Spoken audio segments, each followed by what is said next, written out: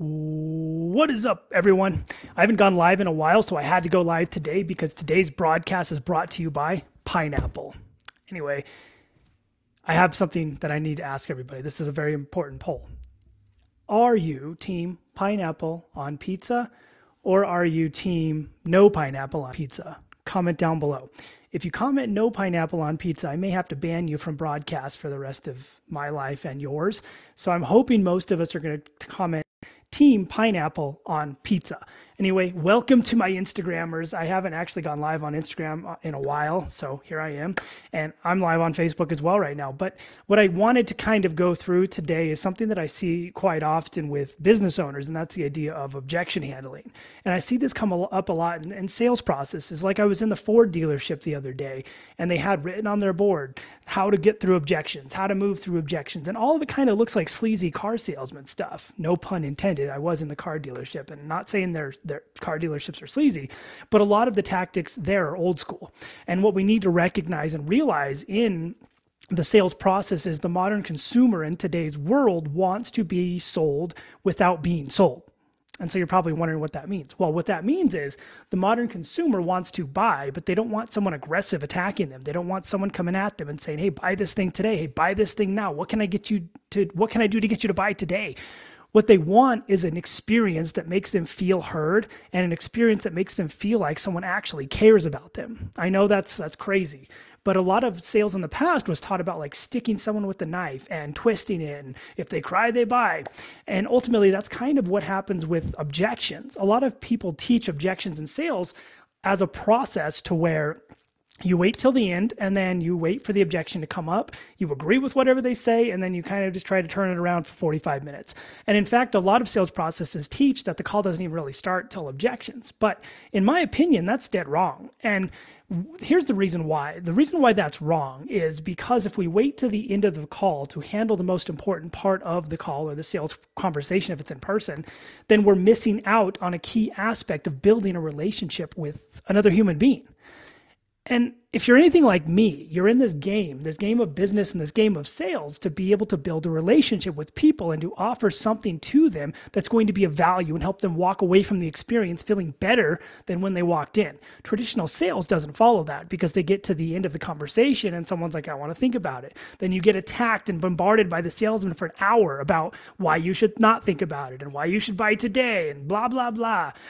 Or you say, oh, well, I don't know if I have the money. Well, if you were really serious, you'd find the money. But these are really sleazy tactics that are trying to convince you and manipulate you in order to make a decision today.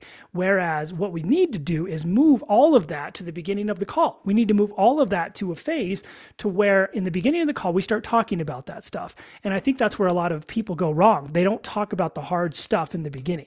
They talk about the hard stuff at the end. And if you wait until you get to the end to talk about the hard stuff, it's not going to seem as sincere because people are going to think that you're just trying to get them to part with their money. So what I do in this process and what we teach is we go to the beginning of the conversation and we hammer this stuff out. And I call this the concept of the challenging leader. And what that concept really says is anything that's going to be a challenging conversation, we want to deal with in the beginning. We want to talk about their finances. Hey, what do you make? What do you take home? What does your credit situation look like? How is all that? Are you okay? Can you ethically even spend money right now? Because we need to make sure that we understand and recognize the financial position they're in before we move into offering them something financially. And that is an ethical consideration that we have to take into play. If I'm going to offer a service or a product to this person, can they financially sustain it and support it?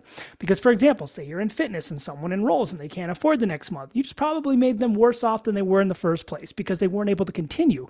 Now they're going to feel worse in the long run. Then we need to look at and tackle things like spouse. A lot of sales processes teach you that you have to have the spouse on, that the spouse has to be present or the person's not serious or they should be able to make a decision without their spouse. And I think that's a bunch of baloney because for me, if I buy something and it's an expensive product or something that I'm not 100% sure about, I like to talk to Steph about it. We like to talk to each other about what we're buying, what we're doing, why we're doing it, whether it's dumb, whether it's not.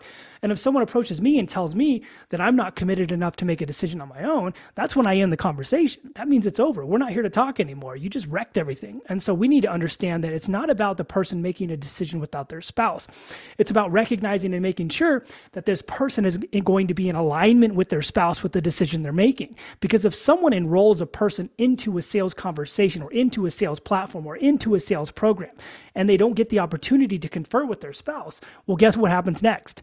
You get the refund request. And guess what? It's not that consumer's fault. It's not the person you sold's fault. A lot of people like to blame them, but it's not. It's your fault because you enrolled that person into something that they weren't prepared for and put them into a position in place to where they violated the trust with their significant other. And so we need to make sure that we attack that head on and we say, hey, are you in alignment with your spouse? Are you in a position to where you can make a decision together? And if you're not, and if your spouse isn't on this call, then we need to essentially talk together. There needs to be a position and a place to where there can be a three-way conversation, or you can go back and talk to them and come back to me when you know that you're in alignment, because alignment means that everybody's going to be successful. And I don't want to bet on anyone's failure.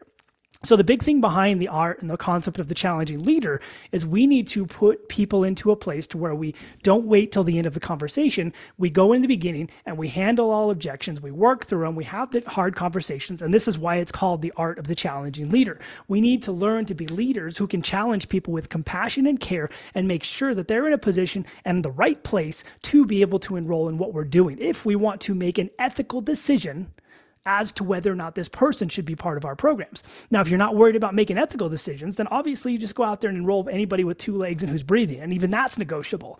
But that's not what I'm here for. I'm here to make sure that people make the best decision for them. And then when they enroll, they're so happy that they don't come back feeling bad about it, and we don't get refund requests, and we have a 97% success rate or higher. That's what matters to me. It's not about the close rate. It's not about the cash made. It's about the client success rate, lowering the refund rate to near zero, and putting people in a place to where they feel good about the decision they made because we were able to be leaders and challenge them every step along the way and make sure that they are interested and happy about the decision that they're making. So that's it. That's all I've got to say for today. If you have any questions for me, comment those down below. I'll stay on and answer questions if any come up. And I want to thank everyone over here on Instagram for joining me and everyone on Facebook for joining me. Let me know what your number one biggest takeaway was from this broadcast if you came in and watched the whole thing.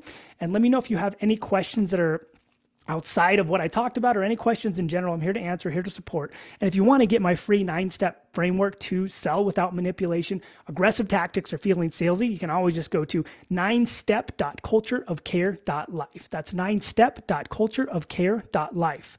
You'll go in there, fill out your info. You'll get the thing sent out to you. It'll redirect you. You'll be able to join my Facebook group, and you'll be able to enter the culture of care. All right. I love and appreciate every one of you, and I will talk to you all later.